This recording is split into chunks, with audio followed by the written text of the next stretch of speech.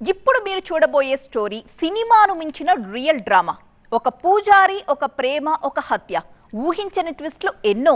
ఇప్పుడు ఆ కేసుపై కోర్టు తీర్పు చెప్పింది. ముద్దాయికి జీవిత ఖైదు విధించింది. కర్మఫలం అనుభవించాల్సిందే కదా. తప్పుకు తప్పు, మంచికి మంచి, కాస్త లేట్ అయినా కూడా అనుభవించక తప్పదు అని నిరూపించే ఒక పూజారి బ్లాక్ బస్టర్ మర్డర్ స్టోరీనే ఇది. మరి ఈ కేసు వెనుకున్న డెడ్లీ సీక్రెట్స్ ఏంటో ఓసారి రీకాల్ చేద్దాం.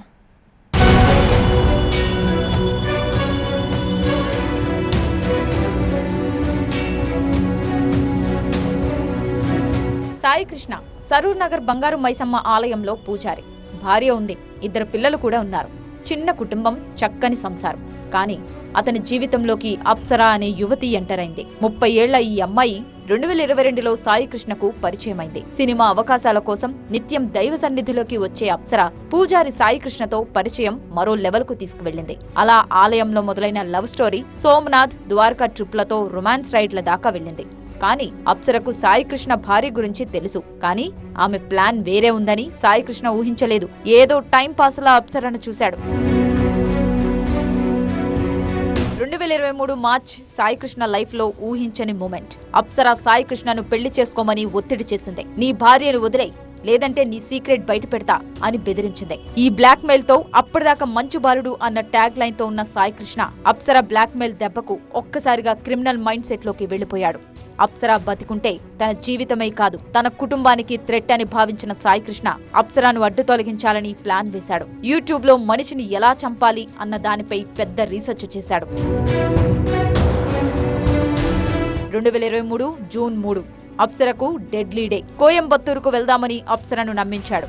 విమాన టికెట్లు కొనుగోలు చేశానని చెప్పాడు. నిజమేననుకున్న అప్సరా లగేజీ సహా ప్రయాణానికి సిద్ధమైంది. అప్సరా వ్యక్తిగత పనిపై కోయంబత్తూరు వెళ్తోందని, ఆమెను శంషాబాద్ వద్ద దింపి వస్తానంటూ ఆమె తల్లికి వెంకట సాయి కృష్ణ చెప్పాడు. ఆ రోజు రాత్రి 8:15 సాయి కృష్ణ, అప్సరా కారులో సరూర్ నగర్ నుంచి బయలుదేరారు. రాత్రి 10 గంటలకు శంషాబాద్ మండలం రాళ్లగూడలోని ఒక హోటల్లో భోజనం చేశారు. రాత్రి 11 గంటలకు సుల్తాన్పల్లిలోని గోశాల వద్దకు వెళ్లారు. అక్కడ కొంతసేపు గడిపారు. గోశాలలో బెల్లం దంచే రాయిని ఆమె కంటపడకుండా అతడు కారులోకి చేర్చాడు. జూన్ 4 తెల్లవారుజామున 3:50 సమయంలో గోశాల సమీపంలోని నర్కుడలో ఓ ఖాళీ వెంచర్ వద్దకు చేరారు. ఆమె నిద్రలోకి జారుకోగానే కారు సీటు కవర్ను ఆమె ముఖంపై అదిమి ఊపిరాడకుండా చేశాడు. బెల్లం దంచే రాయితో తల వెనుక భాగంలో 10 సార్లు బలంగా బాదాడు. దీంతో అప్సరా చనిపోయింది. మృతదేహంపై కారు కవర్ కప్పాడు. అక్కడి నుంచి సరూర్ నగర్లోని తన ఇంటికి చేరుకొని అక్కడే మృతదేహం ఉన్న కారును పార్కు చేశాడు. ఏమీ తెలియనట్టుగా తన రోజువారీ కార్యక్రమాల్లో నిమగ్నమయ్యాడు. 2 రోజుల పాటు కారులో ఉన్న అప్సర మృతదేహాన్ని కవర్లో చుట్టి సరూర్ నగర్లోని బంగారు మైసమ్మ ఆలయ సమీపంలోని మ్యాన్హోల్లో పడేశాడు. దుర్వాసన వస్తోందంటూ ఎల్బీ నగర్ నుంచి అడ్డా కూలీలను పిలిపించాడు. 2 ట్రక్కుల మట్టిని తీసుకొచ్చి మ్యాన్హోల్ను కప్పి సిమెంట్తో పూడ్పించాడు. సో పూజారి గూగుల్ స్టూడెంట్ మాత్రమే కాదు, స్మార్ట్ కిల్లర్ కూడా. ఇంతటితో ఆగలేదు సాయి కృష్ణ మర్డర్ ప్లాన్. ఇక అక్కడి నుంచి కథను మరో లెవెల్ కు తీసుకెళ్లాడు. పూజారి సాయి కృష్ణ పోలీస్ స్టేషన్ కు వెళ్లి ఆస్కార్ లెవెల్ యాక్టింగ్ చేశాడు.